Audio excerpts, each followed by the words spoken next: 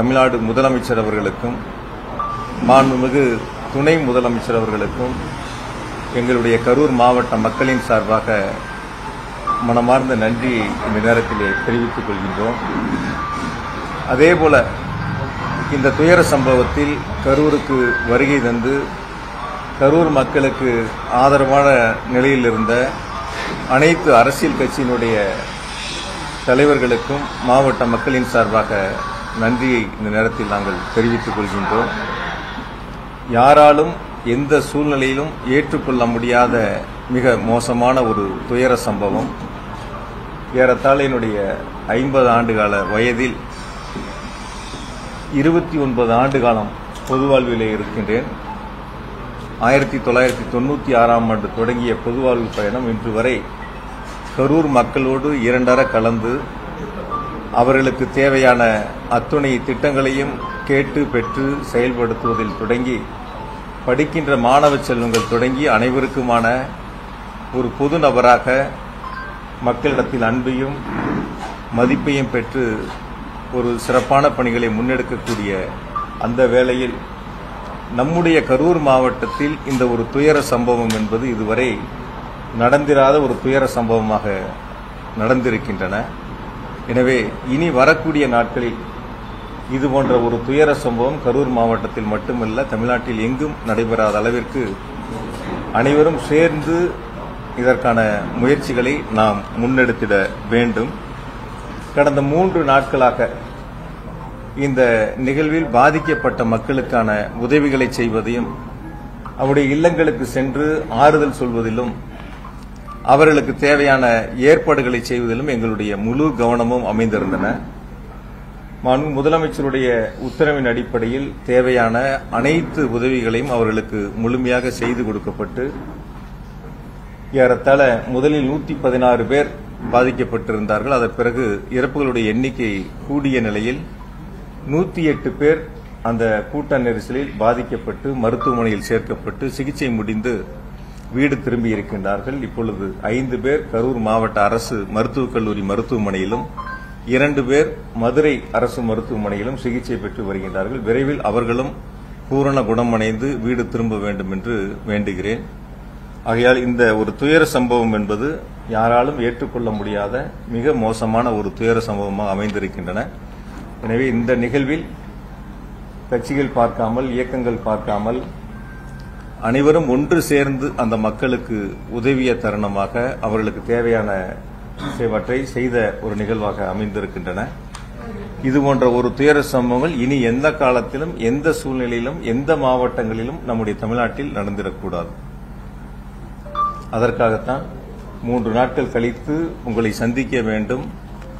இந்த துயர சம்பவங்களில் இறந்தவர்களுக்கு இரங்கலையும் பாதிக்கப்பட்டவர்களுக்கு தேவையான உதவிகளையும் செய்து அவர்கள் பூரண குணமடைந்து இல்லம் திரும்ப வேண்டும் என்பதற்காகத்தான் இந்த பத்திரிகையாளர் சந்திப்பை நாங்கள் ஏற்பாடு செய்திருக்கின்றோம். தலைவர் விஜய் அவருடைய வீடியோல சொல்லும்பொழுது மற்ற இடத்துல நடந்த கேம்பெயின் இந்த மாதிரியான சம்பவம் எங்கேயுமே நடக்கல, கரூர்ல மட்டும் ஏன் நடக்குது அப்படிங்கிற அந்த கேள்வியை முன்னெடுத்துக்கிறாங்க. உங்களுடைய பதில்? பொதுவா நான் இது அரசியலா பார்க்க விரும்பல.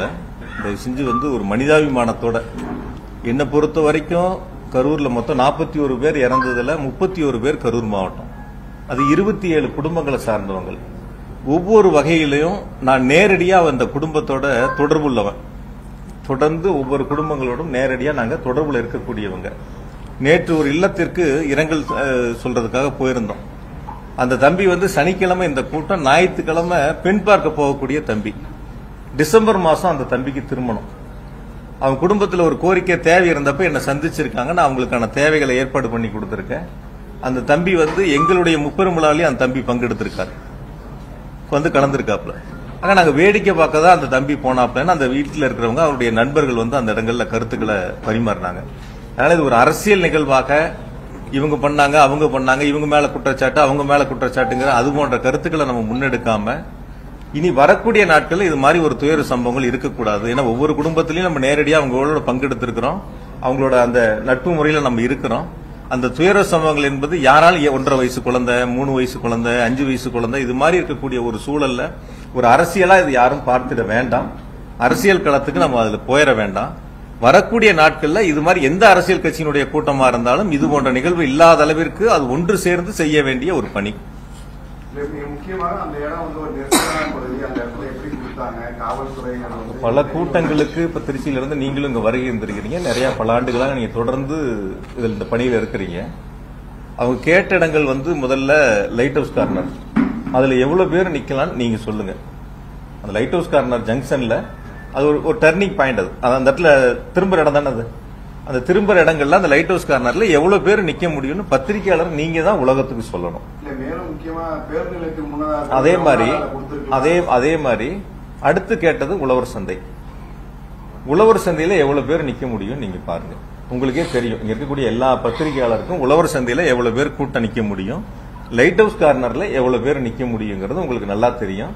பார்த்துட்டு அதுக்கப்புறம் வேலுசாமிபுரத்துல எவ்வளவு பேர் நிக்க முடியுங்கிறத பாருங்க. இந்த 3 இடங்கள்ல எது அதிகமான நபர்கள் நிற்க முடியும், எது அதிகமான நபர்கள் கலந்து கொள்ள முடியும், பொதுமக்களுக்கு எந்தவித போக்குவரத்தும் இடையூறு இல்லாம எந்த இடங்கள்ல அந்த கூட்டம் நடந்தா மக்களுக்கு சிரமம் இல்லாம இருக்குங்கிறது நீங்களே ஒரு கணம் சிந்திச்சு பாருங்க. லைட் ஹவுஸ் கார்னர் கொடுத்திருந்தா ஒரு கால் பக்கத்துல அமராவதி ஆறு இருக்கு, இந்த பக்கம் பெட்ரோல் பங்க் இருக்கு, அது ஒரு திரும்புற இடம், நகர விட்டு வெளியே போற இடத்துல திரும்புற இடங்கள். அந்த இடங்கள் அந்த சந்திப்பு இருந்தா ஒட்டு மொத்தமா மாநகரம் முழுக்க ஒரு போக்குவரத்து நெரிசல் ஏற்பட்டிருக்கும். எனக்கு தெரிஞ்ச வரைக்கும் அந்த இடத்துல இருந்திருந்தா ஒரு அதிகபட்சம் ஒரு 7000 பேர் நிக்கலாம், 5000 இருந்து ஒரு 7000 பேர் நிக்கலாம். நீங்க உழவர் சந்தை கொடுத்திருந்தா ஒரு 3000 இருந்து ஒரு 5000 பேர் நிக்கலாம். சேர் போட்டாலே நம்ம அந்த இடத்துல ஒரு 2000 சேர் தான் போடுறோம். அது மாதிரிதான் கூட்டங்கள் ஏற்பாடு பண்றோம். பொதுவா ஒரு அரசியல் கட்சி கூட்டம் நடத்துறங்கிறது நாங்க நடத்தும் போது 1000 பேர் கலந்துகிட்டா அதுக்கான இடத்தை தேர்வு செய்வோம், 5000 பேர் கலந்துகிட்டா 80 அடி ரோட்ல போடணும்னு முடிவெடுப்போம்.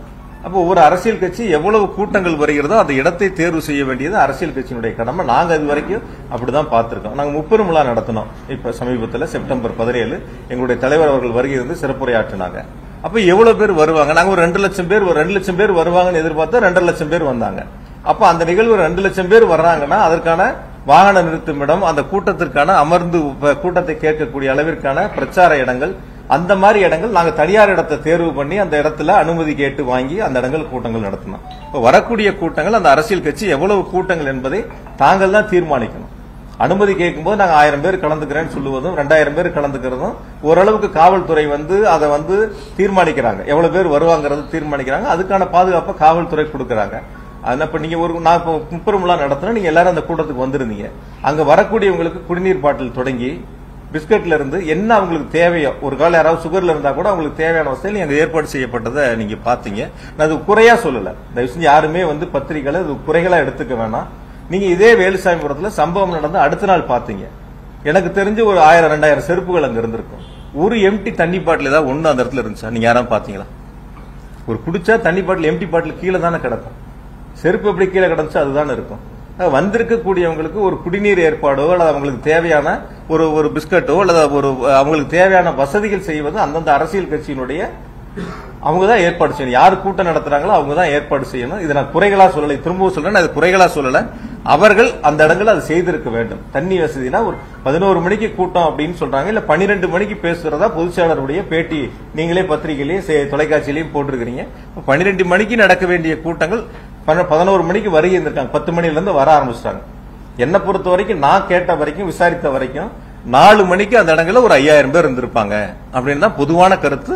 சில பேர் உங்ககிட்ட கூட நானும் பேசினேன், எவ்வளவு பேர் இருந்தாங்கன்னு கேட்கும்போது கூட நீங்க சொன்னீங்க 4000 ஒரு 5000 பேர் இருக்கும். அப்ப அந்த குறித்த நேரத்தில் அந்த கூட்டங்கள் நடந்திருந்தாலோ அல்லது 12 மணிக்கு சொல்லி ஒரு 4 மணிக்கு நடந்திருந்தாலும் இது போன்ற ஒரு அசம்பாவிதங்கள் நடந்திருக்காது அப்படிங்கிறது பொதுமக்களுடைய கருத்தா இருக்கு. அன்னைக்கு சனிக்கிழமை கரூர்ல சம்பள நாள், 5 மணிக்கு டெக்ஸ்ல வேலை முடிச்சு சம்பளம் வாங்கக்கூடியவங்க, வேலைக்கு போறவங்க, ஒரு பில்டிங் வேலைக்கு போறவங்க, கொத்தனார் சித்தாள் வேலைக்கு போறவங்க கூட 5 மணி 6 மணிக்கு முடிச்சுட்டு சம்பளம் வாங்கிட்டு வீடுகளுக்கு செல்லக்கூடியவங்க அந்த இடத்துல பெருந்திரளா வருகின்றிருக்காங்க அப்படிங்கறதான் பொதுமக்களுடைய கருத்தா இருக்கு.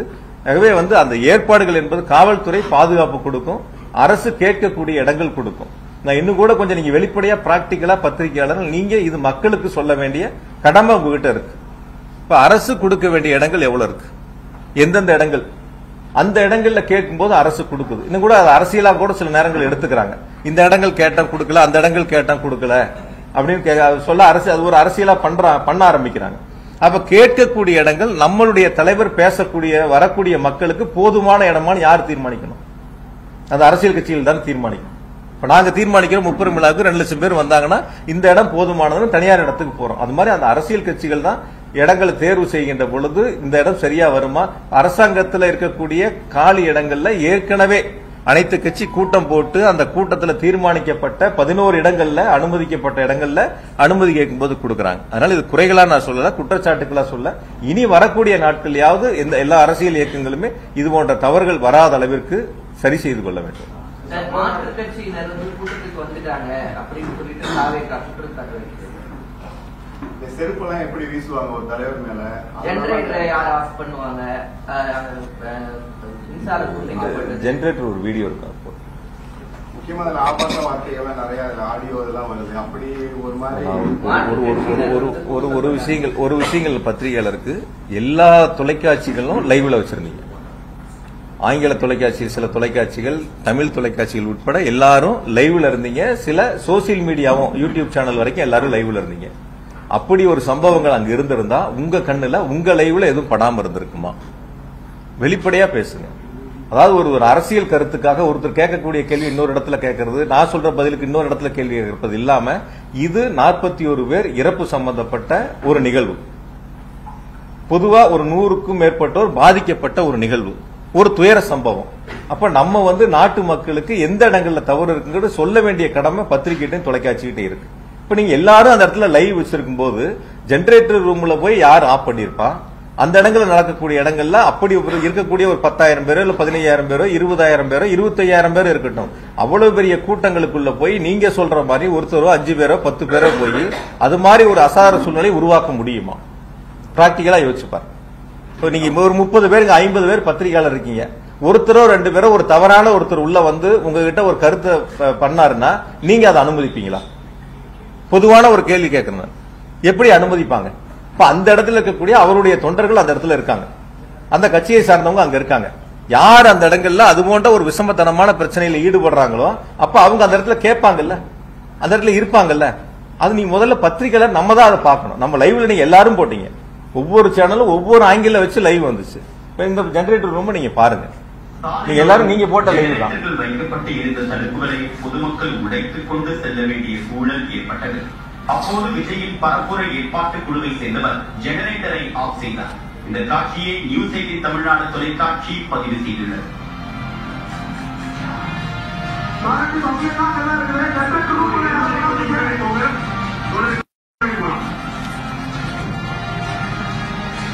அதாவது இந்த வீடியோ நீங்க பாக்குறீங்க, வெளியில நிக்கிற கூட்டம் இருக்கு. ஜெனரேட்டர் ரூம் சுத்தியும் பாதுகாப்பா தகர வச்சு அடைச்சிருக்காங்க. வெளியில கூட்டம் இருக்கு. கூட்ட நெரிசல் ஏற்படுகின்ற பொழுது அதை தாங்க முடியாம அந்த கும்பல் அந்த தடுப்புகளை உடைச்சு உள்ள வர்றாங்க. உள்ள வரும்போது ஜெனரேட்டர் அங்க யார் அந்த ஜெனரேட்டர் ஏற்பாடு பண்ணாங்களோ, இன்னும் கூட நான் விளக்கமா சொல்றேன், இந்த ஜெனரேட்டர் ஆஃப் ஆகும்போது கூட ஸ்ட்ரீட் லைட் ஆஃப் ஆகல. இந்த ஜெனரேட்டர் ஆஃப் ஆகும்போது என்ன ஆகுதுன்னா, அவங்க கூடுதலா போட்ட லைட் இருக்கு இல்லையா, அது மட்டும் தான் ஆஃப் ஆயிருக்கு. எந்த இடங்களையும் அப்ப கூட இபி சப்ளை கட் ஆகல, ஸ்ட்ரீட் லைட் ஆஃப் ஆகல. அது நீங்க ரொம்ப தெளிவா பாருங்க. உங்களை மாதிரி இருக்கக்கூடிய தொலைக்காட்சிகள் தான் லைவ் பண்ணிருக்காங்க அந்த நேரங்கள்ல. அதுதான் நாங்க ஊட்டியும் காட்டும். அப்ப அவங்க மக்கள் கூட்ட நெரிசல் அதிகமாகி அந்த இடங்கள்ல தாக்கு பிடிக்க முடியாம இன்னொரு இடங்கள் தேடி போகும்போது அந்த தடுப்பை உடைச்சு உள்ள போய் அதன் மூலியமா அது சப்ளை கட் பண்றாங்க. அதுக்கான நிகழ்வு அது அவங்களுடைய பொறுப்பு. அதுதான் அவங்க பார்த்திருக்காங்க. நீங்க இதுதான் நீங்களும் லைவ் பண்ணிருக்கீங்க. இதுல எந்த இடங்கள்ல யாராவது நீங்க பாருங்க, நீங்க